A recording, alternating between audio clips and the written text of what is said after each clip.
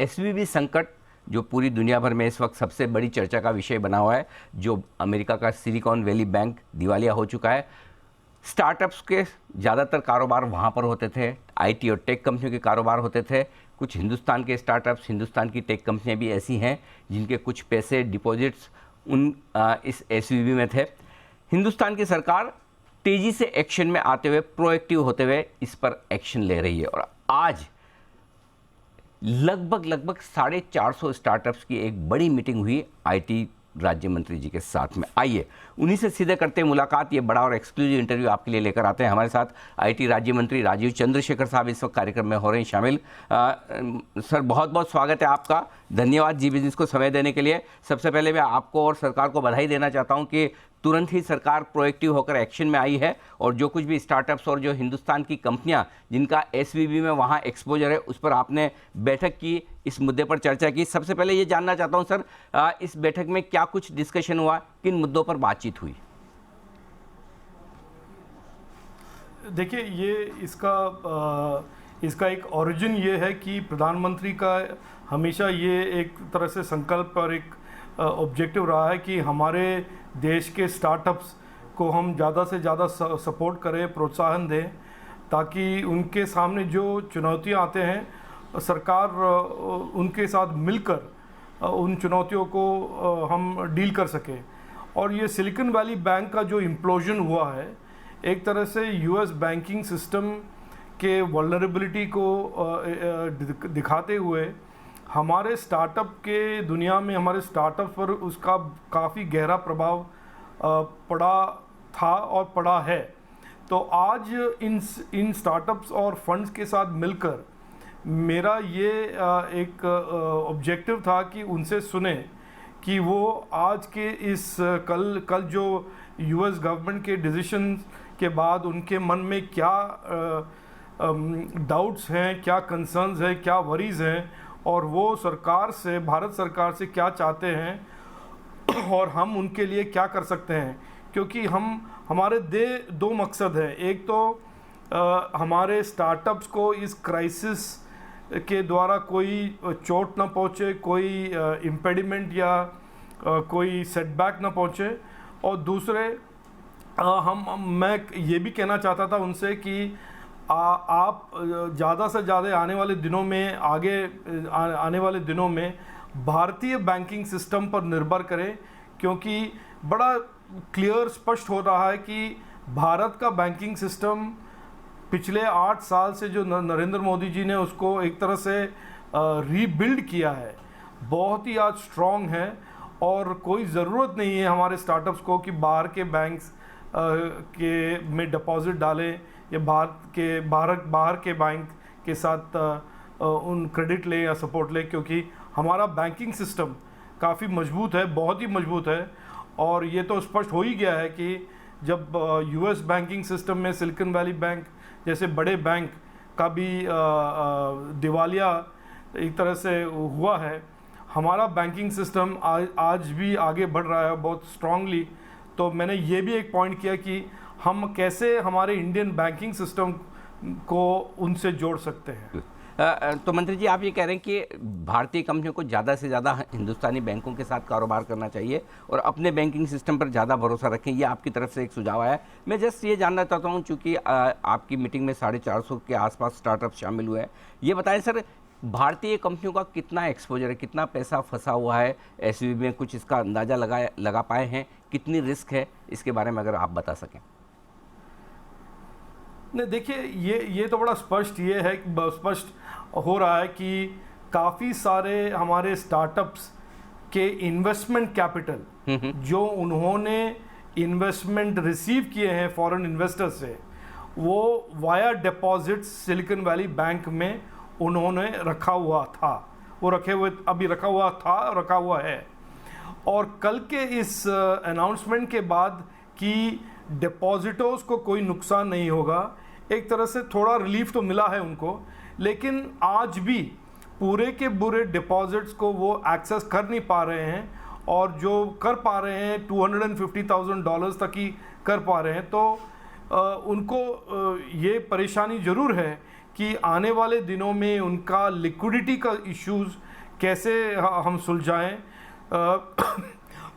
Deposits नुकसान ना होते हुए भी उनके आने वाले लिक्विडिटी इश्यूज़ को कैसे रिजॉल्व किया जाए इफ़ वो डिपॉजिट्स को वो एक्सेस नहीं कर पाएंगे इन द शॉर्ट टर्म।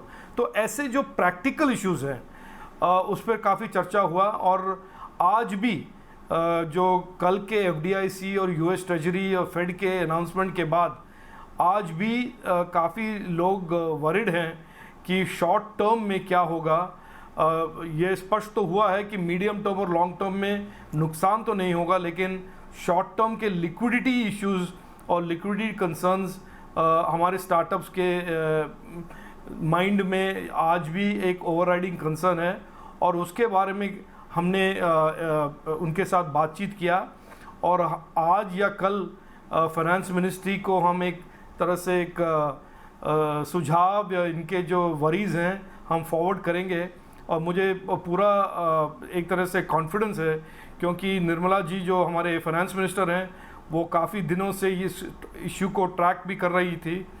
तो हमारे मिनिस्ट्री ऑफ फाइनेंस इनको सपोर्ट करने के लिए आगे आएगा और RBI भी साथ में मिलकर इनके जो शॉर्ट टर्म लिक्विडिटी इश्यूज़ हैं उनके बारे में हम सोचेंगे और सॉल्यूशंस निकालेंगे।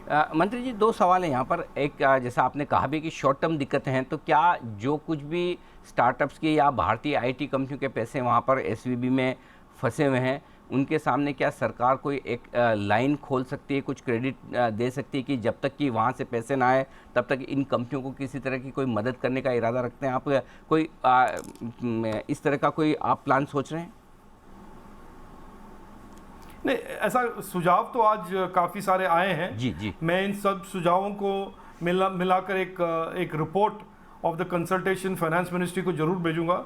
और मुझे 100% कॉन्फिडेंस है कि ये हमारे स्टार्टअप्स को इस क्राइसिस से हम नेविगेट कर पाएंगे। और मैंने वो एश्योरेंस उनको दिया भी है आज कि नरेंद्र मोदी जी सरकार इस इश्यू पर बड़े लेज़र फोकस्ड हैं और हमारा एक तरफ से डिटर्मिनेशन है कि उनको इस क्राइसिस के उस पार हम सक्सेसफुली ले जा पाएंगे और जो भी करना है हम करेंगे। जी मंत्री जी, एक और चीज़ जो आपसे जानना चाहता हूँ, चूँकि संकट बड़ा है, क्या आप अमेरिका के वहाँ के सरकारी अधिकारियों या वहाँ की किसी अथॉरिटीज़ के संपर्क में भी हैं, उनसे समझने की कोशिश कर रहे हैं और जो हमारी कंपनियों का पैसा वहाँ फंसा है उसके बारे में किसी तरह का कोई बातचीत आपकी हो रही है? देखिए, सरकार के अलग अलग विभाग हैं, आप जानते ही हैं। Finance ministry, RBI, external affairs ministry, US सरकार के साथ उनका ऑनगोइंग डायलॉग भी कंटिन्यूस प्रोसेस है।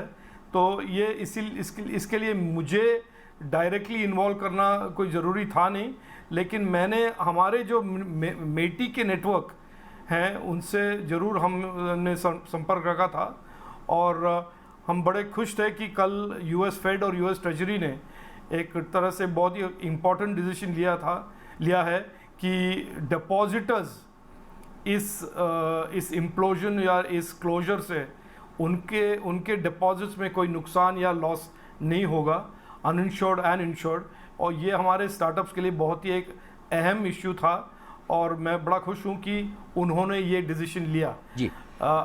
लेकिन आज के बाद जो इश्यू ये है कि उनके डिपॉजिट्स को एक्सेस करने में अगर कोई डिले होता है, उसके कारण कोई लिक्विडिटी के इश्यूज जो आता है उनको कैसे सुलझाया जाए, उनको कैसे सॉल्व किया जाए, उस पर हम अभी विचार करेंगे। और जैसे मैंने कहा, जो आज के कंसल्टेशन के बाद इनपुट्स आए हैं वो हम मिनिस्ट्री ऑफ फाइनेंस और RBI को जरूर फॉरवर्ड करेंगे। बहुत ही बढ़िया। तो यानी कि आज सबसे ज़्यादा इसी बात पर डिस्कशन हुआ है कि जो चिंताएं ये हैं कि अगर शॉर्ट टर्म में पैसे की ज़रूरत पड़े इन कंपनियों को तो उन्हें कैसे दिया जाए। एक और दूसरा पार्ट इसका ये भी है सर कि कई सारी भारतीय कंपनियां ऐसी भी है जहां पर SVB का निवेश है, उन्होंने हमारी कंपनियों को पैसा दिया है। जाहिर सी बात है कि बैंक दिवालिया हुआ तो वो पैसे वापस मांगे जाएंगे, जिस भी तरह से लोन के तर्ज पे हो या किसी और तरीके से। अगर शॉर्ट टर्म में अगर भारतीय IT कंपनियों को उन्हें पैसे लौटाने के लिए वापस अगर ज़रूरत पड़े किसी तरह की क्रेडिट लाइन की, जैसा आप कह भी रहे कि वो बैंक छोड़िए भारतीय बैंकों में आइए, तो क्या भारतीय बैंकों से ऐसी कोई सुविधा दिलाने का प्रयास करेंगे आप?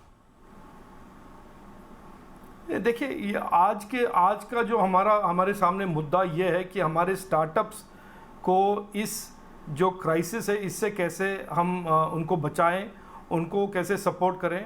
उसके लिए काफ़ी सारे आइडियाज़ हैं और उसमें एक आइडिया ये भी है कि जो भारतीय बैंक हैं अमेरिका में, जो स्टेट बैंक ऑफ इंडिया है, बैंक ऑफ बड़ौदा है, ऐसे काफ़ी सारे हमारे बैंक्स के ब्रांचेस हैं अमेरिका में, उनको भी स्टार्टअप्स के साथ कनेक्ट किया जाए ताकि instead of going to a foreign bank वो हमारे ही बैंक के साथ बैंक में डिपॉजिट डालें, हमारे ही बैंक से क्रेडिट लाइन लें, ताकि उनको ये प्रॉब्लम का दोबारा फ्यूचर में कोई फेस करने का कोई प्रावधान या कैसे एक अपॉर्चुनिटी ना आए।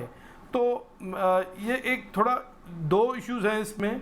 एक तो शॉर्ट टर्म इनके लिक्विडिटी इश्यूज़ उनको कैसे सुलझाया जाए, और दूसरा थोड़ा मीडियम टर्म कैसे उनको भारतीय बैंकिंग सिस्टम से, जैसे गिफ्ट सिटी में हमारे IFSC बैंक्स हैं, उनको कैसे जोड़ा जाए ताकि उनको फॉरेन बैंकिंग सिस्टम से भी कनेक्ट किया जाए, प्लस इंडियन बैंकिंग सिस्टम के मजबूती और उनके रिलायंस, उनके सपोर्ट और उसका जो स्ट्रेंथ है इंडियन बैंकिंग सिस्टम का, उसका भी एडवांटेज मिले। तो ये थोड़ा मीडियम टर्म इश्यूज हैं। शॉर्ट टर्म में इनका लिक्विडिटी और उनके जो आज के परेशानी है, आज के जो प्रॉब्लम्स हैं, उनको कैसे निपटाया जाए, उस पर फोकस है हमारा। जी अच्छा सर, सब जानना यही चाहते हैं कि एक तो SVB और दूसरा अमेरिका के दूसरे बैंक्स में भारतीय IT और स्टार्टअप कंपनियों का कितना निवेश है। कुछ एक ब्रॉड बॉल पार्क फिगर, कुछ अंदाज़ा लग पा रहा है कि SVB से कितना पैसा भारतीय कंपनियों को आना बाकी रहेगा जो धीरे धीरे आएगा, और ओवरऑल हमारे यहाँ से कितना पैसा वहाँ की बैंक्स में है जो स्टार्टअप्स और IT कंपनियों की तरफ से, क्योंकि लोगों को डर ये भी है कि SVB वाला मामला और बैंकों में ना फैल जाए, कंटेजियन ना हो, तो उसके बारे में कितना बड़ा पैसा है जो वहाँ पर लगा हुआ है, और अगर ऐसा कोई कंटेजियन वाला मामला होता है तो भारत सरकार की क्या तैयारी है? नहीं, देखिए, ये डेटा मेरे पास तो है नहीं, लेकिन मुझे यकीन है कि RBI या मिनिस्ट्री ऑफ फाइनेंस के पास जरूर होगा, क्योंकि ये तो डिस्क्लोज करने वाली बात है। लेकिन मैं मानता हूँ इससे मैं आज की इस कंसल्टेशन के बाद काफ़ी कॉन्फिडेंट हूँ कि हमारे स्टार्टअप के दुनिया में SVB का इम्पैक्ट बहुत ही मिनिमम होगा। बिटवीन कल का डिसीजन कि डिपॉजिटर्स को कोई लॉस नहीं होगा, प्लस गवर्नमेंट ऑफ इंडिया का एक तरह से डिटर्मिनेशन कि इनको जो शॉर्ट टर्म लिक्विडिटी इश्यूज़ हैं उनके लिए हम कुछ ना कुछ सपोर्ट का उपाय निकालेंगे, उससे मुझे काफ़ी कॉन्फिडेंस है कि ये हमारे स्टार्टअप के मोमेंटम में इसका कोई प्रभाव नहीं होगा। ठीक बात है, तो सरकार प्रोएक्टिवली इस पर काम कर रही है। मंत्री जी, मैं आपसे बहुत सारे और मुद्दों पर भी चर्चा करना चाहता हूँ, online gaming, digital protection bill वगैरह जो आप कर रहे हैं, मैं किसी और दिन आपसे उसके लिए अलग से समय लूँगा, विस्तार से चर्चा करूँगा। आज ये मुद्दा काफ़ी इम्पोर्टेंट है और आपने इतने बिजी शेड्यूल में से समय भी निकाला, और इस बात के लिए मैं आपको बधाई भी देना चाहता हूँ कि सरकार प्रोएक्टिवली स्टार्टअप्स की और वेंचर फंड्स की और हमारी जो IT कंपनियां हैं जो अमेरिका में काम कर रही हैं उनको उनकी समस्याओं को सुनकर सुलझाने का जो प्रयास कर रही है, आई एम श्योर उसके रिजल्ट्स काफ़ी बेहतर होंगे। बहुत बहुत धन्यवाद सर, हमें समय देने के लिए और SVB वाले मुद्दे पर हमारे दर्शकों को पूरी बात बताने के लिए। तो ये थे IT राज्य मंत्री राजीव चंद्रशेखर साहब, और एक बड़ी मीटिंग आज होती दिखी है जिसमें 450 से ज़्यादा स्टार्टअप्स शामिल हुए। जो स्टार्टअप्स की मांगें थी वो सरकार ने सुनी और उस पर जल्दी से एक्शन लेने की तैयारी में है, जिससे कि स्टार्टअप्स को लिक्विडिटी की समस्या ना आए। जो पैसे उनके SVB में हैं उन्हें मिलने में अगर वक्त लगता है तो उसके चलते क्या कुछ मदद सरकार की तरफ से हो सकती है, और साथ ही वहाँ की अथॉरिटी से क्या कुछ जाना समझा जा सकता है। ये थी पूरी चर्चा। इसमें मुझे दीजिए इजाज़त, बने रहिए हमारे साथ जी बिजनेस पर। नमस्कार।